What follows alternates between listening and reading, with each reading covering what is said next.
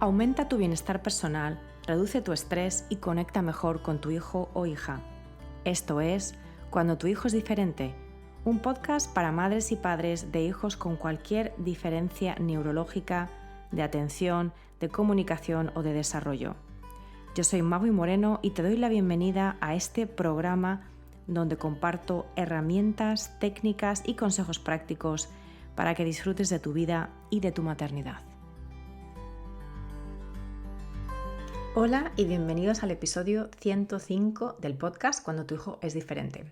Yo soy Mavi Moreno, autora del libro Cuando tu hijo es diferente, cómo salir del laberinto de la maternidad atípica, ya disponible en Amazon, tanto en su versión impresa como en su versión digital.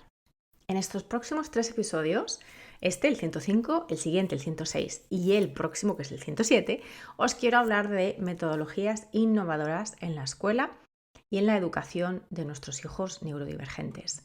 Me voy a basar en la experiencia que tengo de la educación de mi hijo Adrián, que ahora tiene 12 años, y está en lo que en Estados Unidos, donde residimos, se llama Middle School. La intención de estos episodios no es la de agobiarte, saturarte o hacerte sentir mal por la realidad limitada, frustrante y poco satisfactoria de la educación para los alumnos con autismo, con TDAH, con dislexia o con cualquier otro perfil escolar específico. Empecemos por ahí. Se necesita una reforma educativa global, tanto para los alumnos como para los profesionales de la docencia, porque francamente la educación a día de hoy en la mayoría de los países deja mucho que desear. Y esto es así tanto para los neurotípicos como para los neurodivergentes. Pero obviamente las necesidades de apoyo de los neurodivergentes son aún mayores y es una situación insostenible.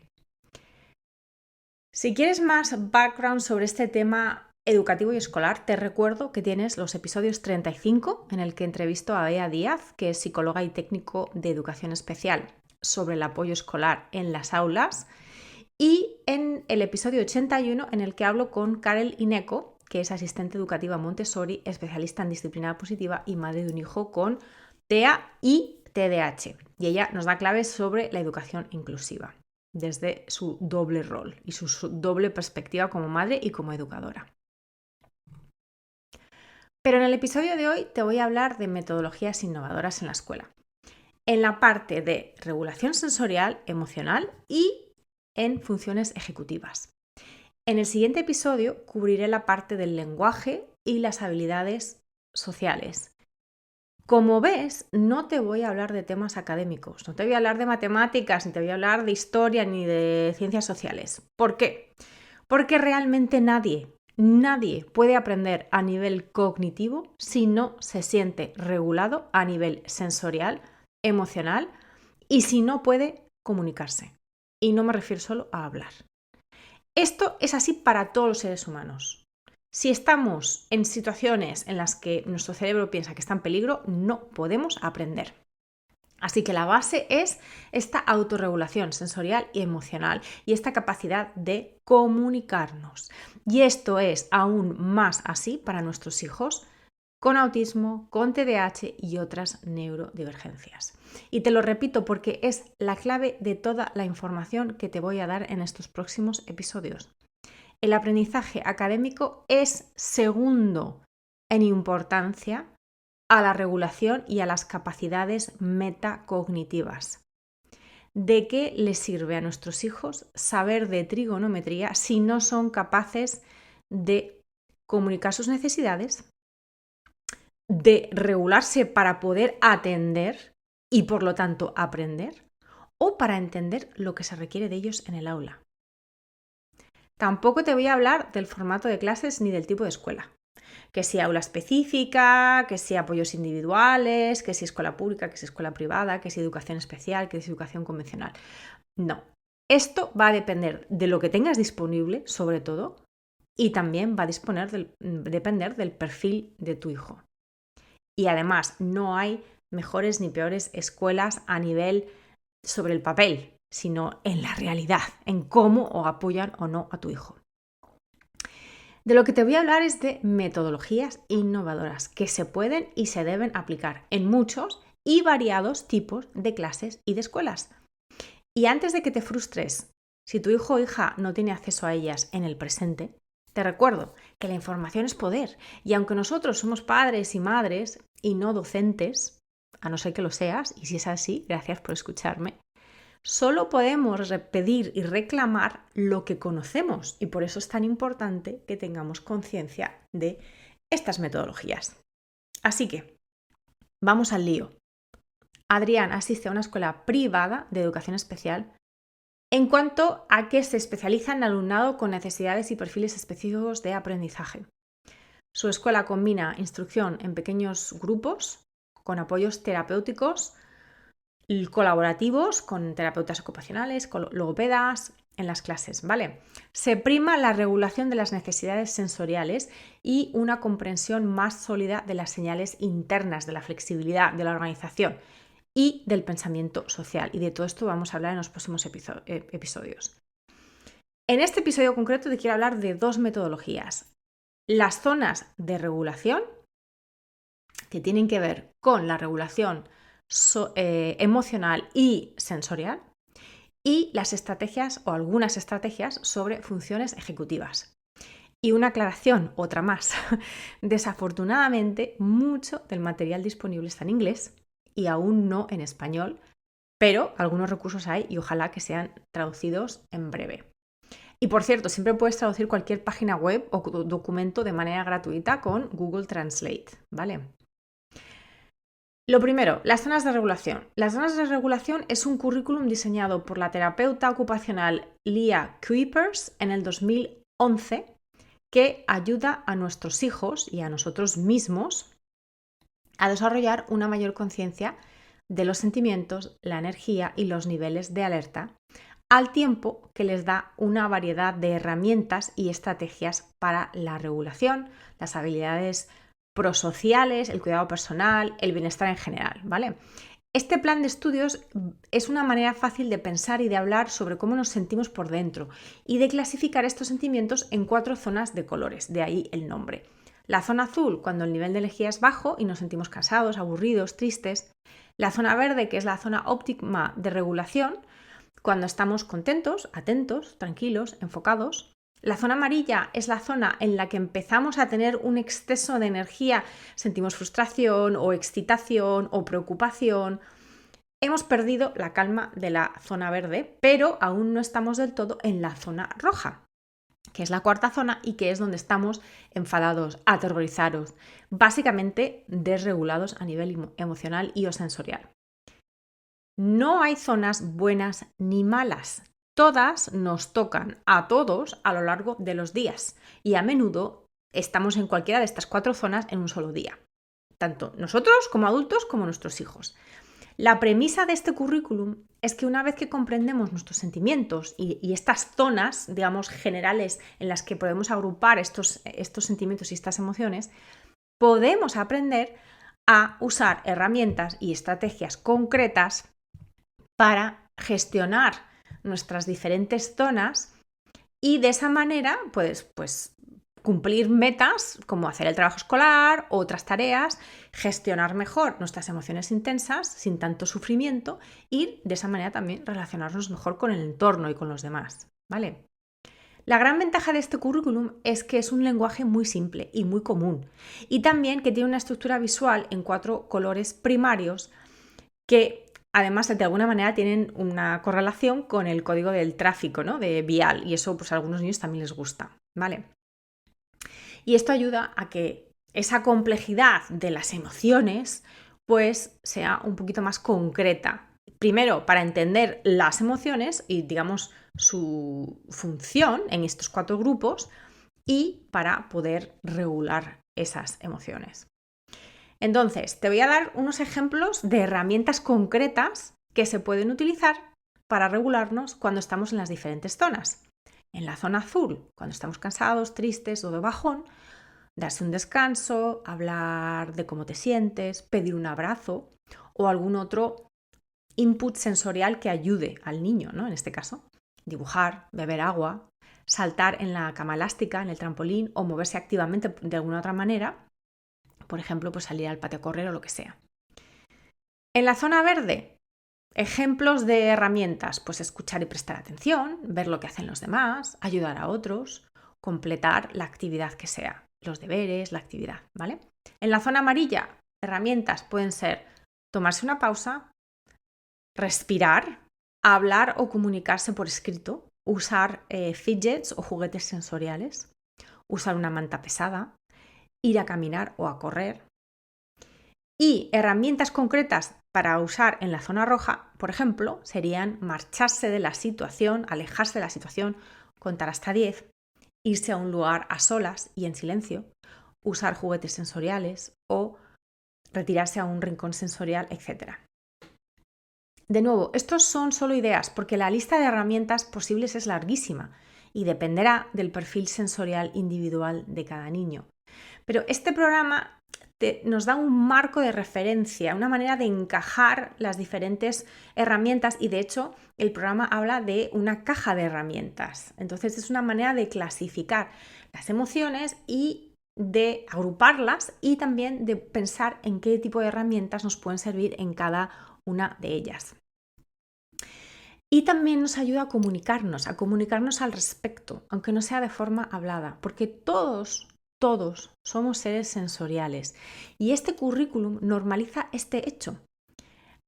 Y también subraya que los niños y las personas neurodivergentes pueden tener perfiles sensoriales con mayores desafíos y desregulación. Pero de nuevo, no hay malas zonas y todos tenemos emociones y necesidades sensoriales que van cambiando a lo largo del día y según la situación.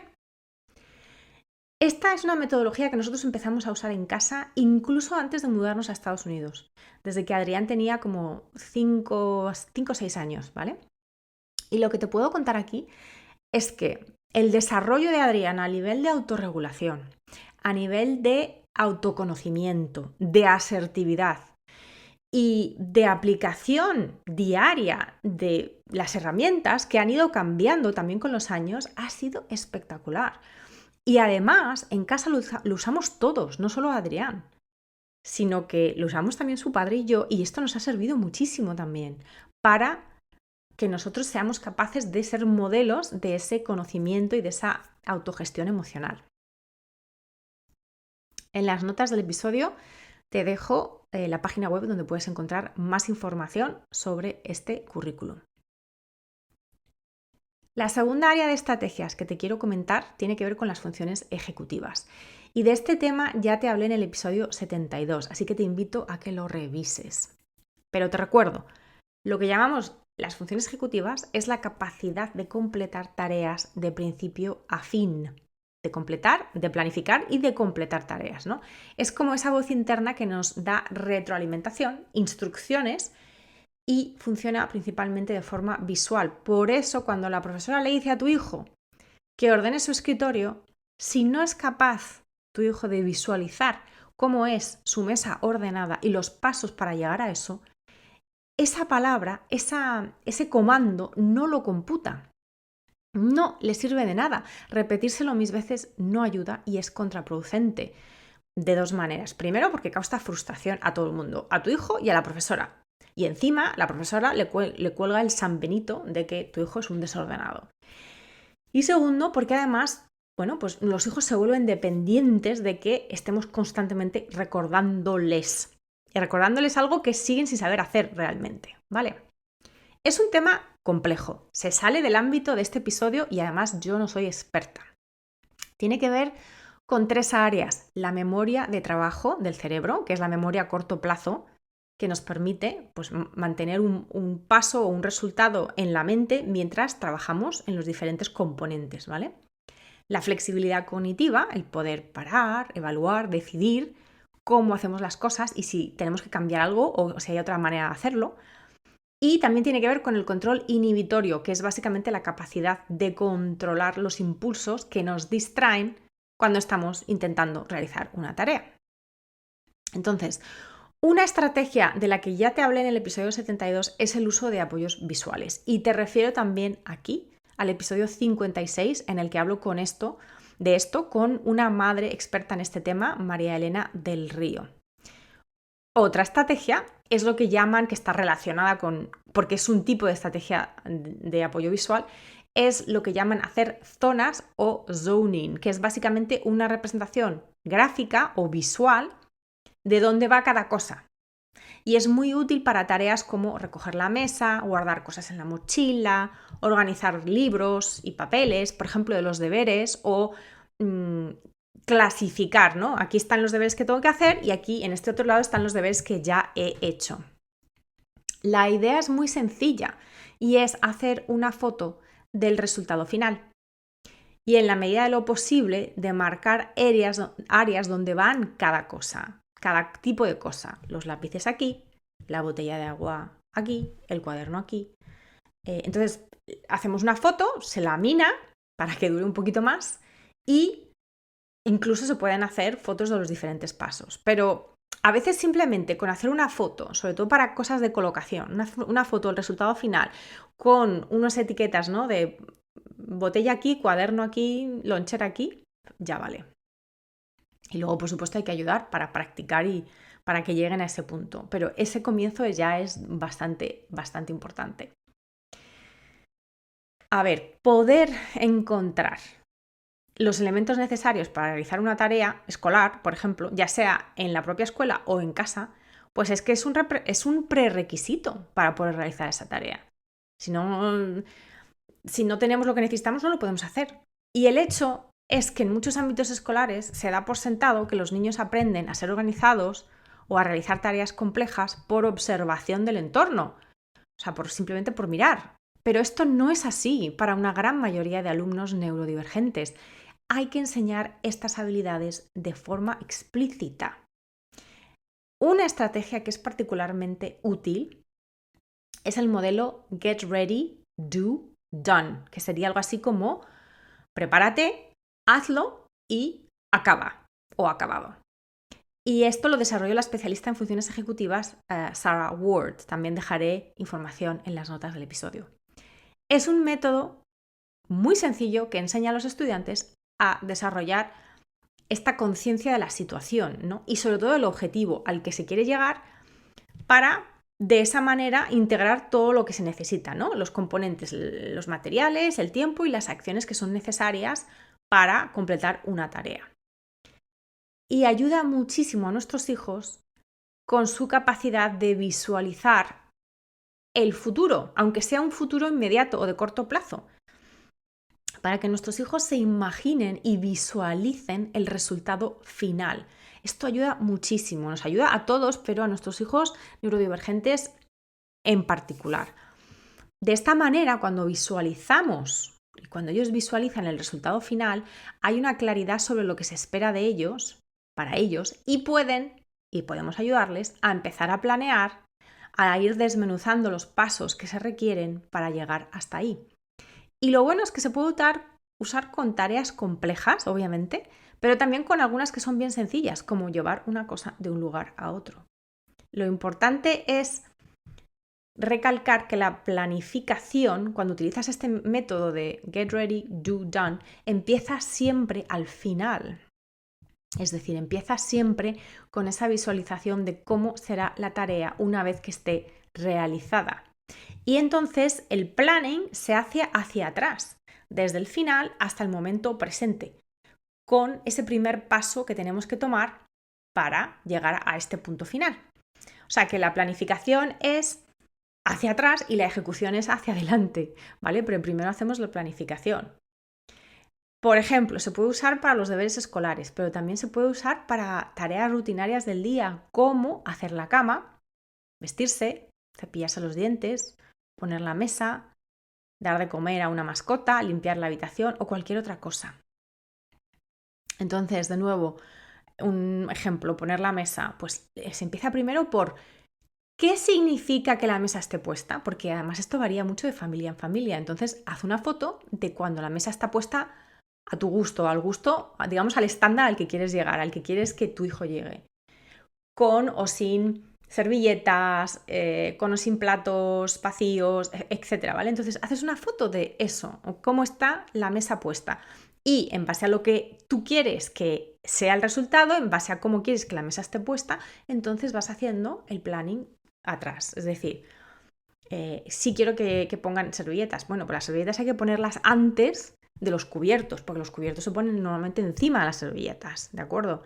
Entonces ahí vamos paso atrás, pasito a pasito, hasta que llegamos al punto presente, que sería no está la mesa puesta, ¿vale? Y entonces ahí vamos dando primer paso, poner el mantel, segundo paso, poner las servilletas, tercer paso, tenedor, cuchillo, cuchara, lo que sea. También puede haber dificultades de tipo motivacional, o sea, que no hay motivación, hay demasiada información, hay demasiados fracasos en el sentido de intentos que no han cumplido las expectativas o hay demasiada frustración con las tareas que se plantean. Puede haber dificultades de situación, pues no poder realizar los deberes en casa porque hay demasiado ruido, distracciones continuas o demasiada actividad, demasiadas terapias, o a lo mejor no se tienen los materiales requeridos para hacer la tarea en casa. Y también puede haber dificultades personales, ansiedad, problemas familiares, baja autoestima, que estos serían los problemas más emocionales. La clave con los deberes, con las tareas escolares, es que no debería de ser información nueva necesariamente, sino una ampliación de lo que se ha visto en la clase. Debería de ser una manera de practicar la autonomía y también muchas de estas funciones ejecutivas, que son funciones necesarias para aprender. Entonces, de esa manera vemos los deberes o las tareas escolares en casa como una práctica, una manera de repetir este tipo de actuaciones, de estrategias, de métodos para que nuestros hijos los vayan internalizando y de esa manera puedan incluso generalizarlos a otras áreas de la vida que no tengan que ver con la escuela.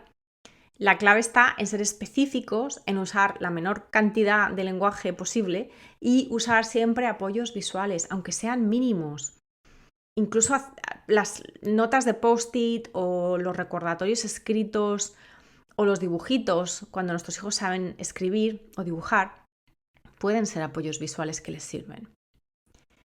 Antes de despedirme, quiero recordarte que ambas áreas de apoyo, la regulación sensorial y las funciones ejecutivas, son prerequisitos. Como te comentaba al principio, prerequisitos para que nuestros hijos aprendan a nivel académico o de conocimiento. Y también aclararte que yo no soy terapeuta, no soy especialista en ninguna de estas áreas, pero que como madre involucrada, que además ha tenido la suerte de trabajar con profesionales muy actualizados y respetuosos con las neurodivergencias, pues he aprendido mucho y parte de esto te lo brindo aquí. Para sugerencias, ideas, recomendaciones de actuaciones concretas para los desafíos de tu hijo o hija, no me queda otra que recomendarte que te pongas en contacto con terapeutas, porque estos temas son complejos y exigen de actuaciones individuales, muy personalizadas.